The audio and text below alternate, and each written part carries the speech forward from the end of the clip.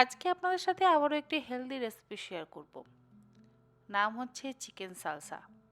আর তার জন্য নিয়েছি আমি এখানে ওই 200 গ্রাম পরিমাণে বোনলেস চিকেনের ব্রেস্টের পিস ছোট টুকরো করে কেটে নিয়েছি। এর মধ্যে দিয়ে দিলাম 1 চা চামচ পরিমাণে আদা রসুন বাটা, হাফ চা চামচ গোলমরিচের গুঁড়ো, স্বাদ অনুসারে লবণ। এই সমস্ত কিছু একসাথে ভালো করে মেখে 15 থেকে 20 মিনিট রেখে দেবো।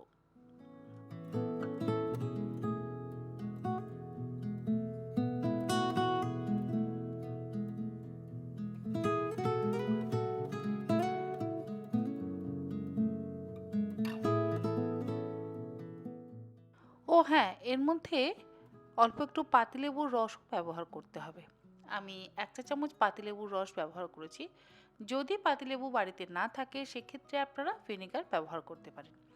এবারে আবারও একবার ভালো করে মেখে ওই 10 থেকে 15 মিনিট রেখে দেব।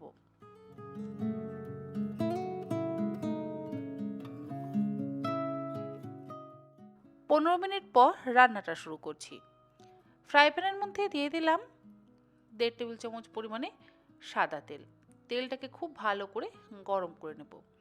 তেল গরম হয়ে গেলে এবারে ম্যারিনেট করে রাখা মাংসের টুকরো দিয়ে দিলাম। গ্যাসের ফ্লেমটাকে মিডিয়ামে রেখে মাংসের টুকরোগুলোকে হালকা করে ভাজতে হবে। খুব বেশি কড়া করে বা লাল করে ভাজবার কিন্তু প্রয়োজন নেই। বেশি লাল করে যদি ভাজা হয় তাহলে মাংসের মধ্যে জুসি ভাব থাকবে না, সফটনেস থাকবে না, খেতে ভালো লাগবে না।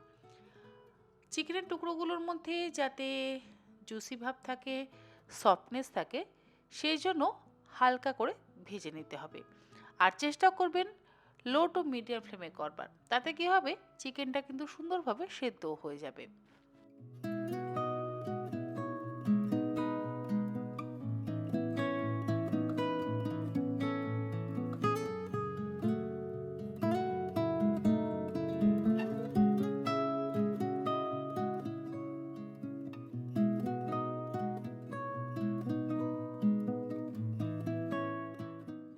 চিকেনের টুকরোগুলো কিন্তু বেশ সুন্দর করে ভাজা হয়ে গেছে। আর চিকেনের থেকে যেটুকু জল বেরিয়েছিল সেই জলটাও শুকিয়ে গেছে। আমি লো ফ্লেমে ভেজে নিয়েছি, গ্যাসের ফ্লেমটাকে বন্ধ করে দিলাম। এবারে একটা পাত্রের মধ্যে নিয়ে নিলাম লম্বা লম্বা স্লাইস করে কুচিয়ে নেওয়া একটা বড় সাইজের পেঁয়াজ, দুটো কুচিয়ে নেওয়া কাঁচা লঙ্কা, ওই হাফ কাপ পরিমাণে মিহি করে কুচিয়ে নেওয়া ধনেপাতা, হাফ কাপ পরিমাণে ছোট টুকরো করে কেটে নেওয়া ক্যাপসিকাম, অর্ধেকটা পাতিলেবুর রস। তার সাথে দিয়ে দিচ্ছি হাফ চা চামচ পরিমাণে চাট মশলা। চাট মশলা দিলে স্বাদটা অসম্ভব ভালো হয়, তাই অবশ্যই চাট মশলা ব্যবহার করবার চেষ্টা করবেন। দিচ্ছি এর মধ্যে স্বাদ অনুসারে লবণ। আর গোলমরিচের গুঁড়োর ব্যবহার করলাম না, তবে আপনাদের যদি আরেকটু ঝালের প্রয়োজন পড়ে তাহলে আপনারা 1/4 চা চামচ বা হাফ চা চামচ গোলমরিচের গুঁড়োরও ব্যবহার করতে পারেন। এরপরে হালকা করে ভেজে নেওয়া চিকেনের টুকরোগুলোকে দিয়ে দিলাম।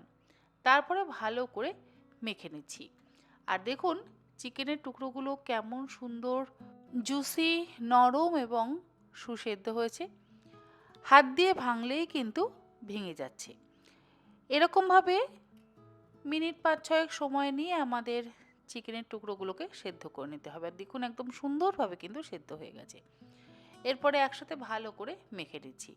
চাইলে আপনারা এর মধ্যে অল্প একটু মানে ওই হাফ চা চামচ বা 1 চা চামচ অলিভ অয়েলের ব্যবহার করতে পারেন। আর যদি না থাকে নাও দিতে পারেন। আমি কিন্তু কোনো রকম অলিভ অয়েলের ব্যবহার করিনি।